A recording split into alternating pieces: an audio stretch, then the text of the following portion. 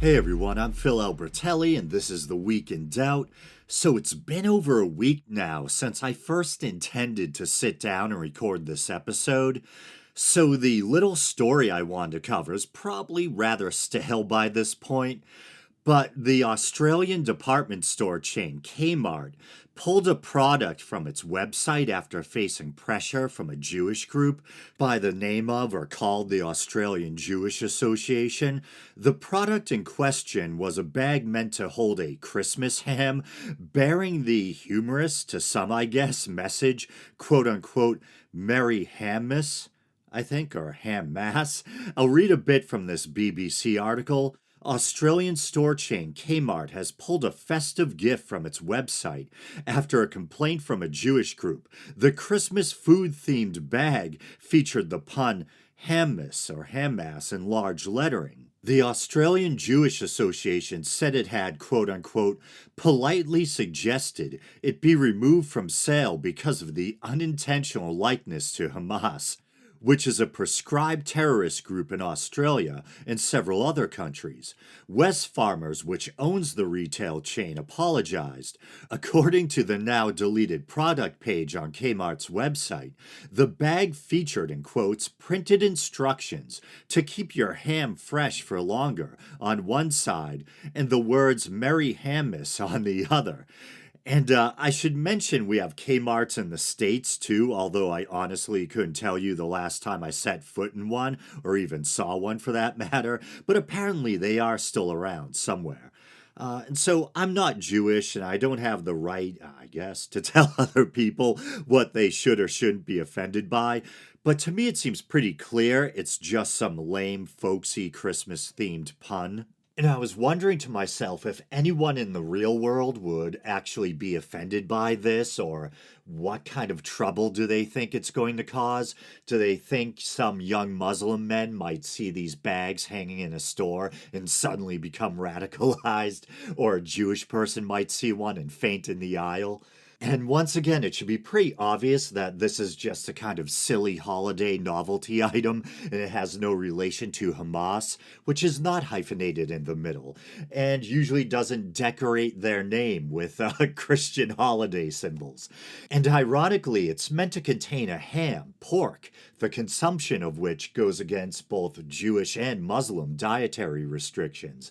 And I was raised Christian, but as you can probably tell by the tagline of this podcast, I am no longer a believer. But nevertheless, it occurred to me, maybe Christians should be more offended than anyone. They took the Christ out of Christmas and replaced it with ham. And yet, ironically, these things are probably, not probably, definitely aimed at Christians. And it's Christians who are buying them and using them, and perhaps even laughing at the Hammas pun. And I can't believe it's almost Hammas already. It seems like Halloween was just a couple of weeks ago. Ha! Dad humor. I'm not even a dad.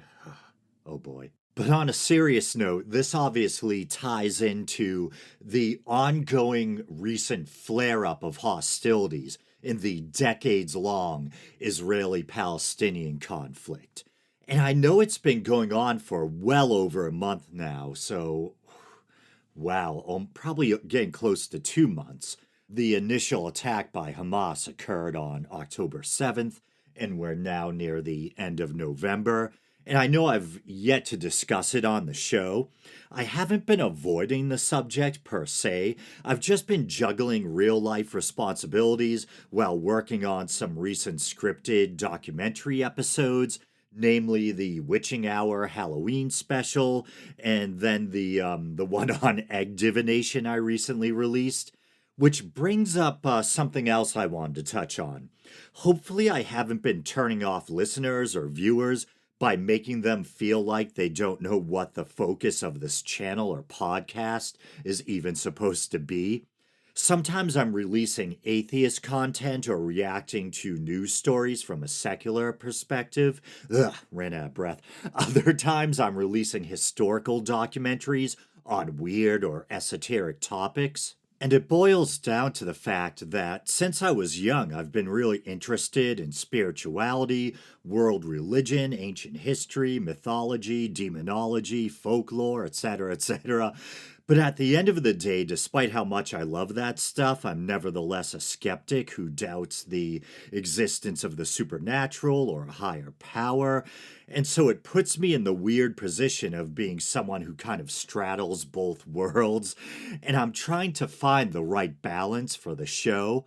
For years, I seriously played with the idea of starting a second podcast dedicated to mythology, folklore, weird history, that kind of thing. But at this point, with how busy I am, starting a second podcast doesn't seem feasible. So, once again, I'm trying to find the right balance, if there is one, of hosting both kinds of content on one show or platform.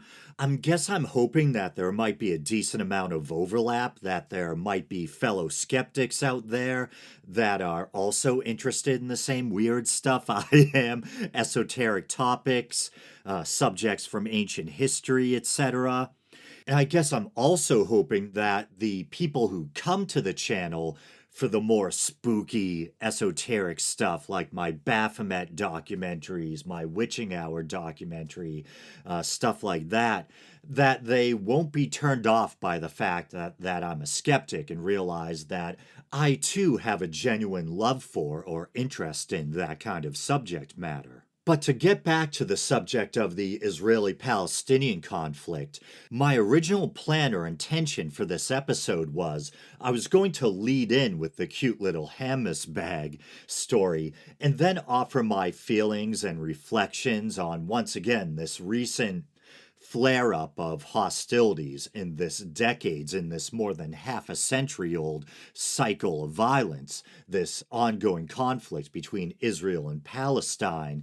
And although I am by no means a scholar or a historian, I am especially not a historian of recent Middle Eastern history, but I also want to, when I get around to doing the episode in question, as I said, I'm not going to get into this today. I just think it deserves its own episode. It's going to take a lot of time, but I also want to go into the history of this conflict and just hopefully with all due humility, just offer my own layman's take on the history as I understand it after being so moved by this conflict that I've consumed a lot of debates, documentaries, interviews, etc.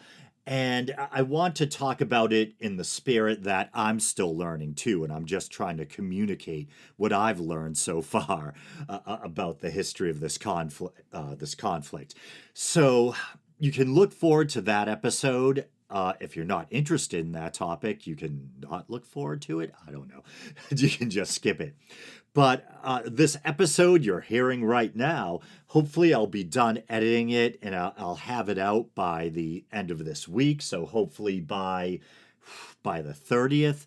And then hopefully by this Sunday, I'll also have the long form, probably very long form episode ready, in which, as I just discussed, I offer my thoughts on not only what transpired on and since October 7th, but also on the history of the conflict at large in general.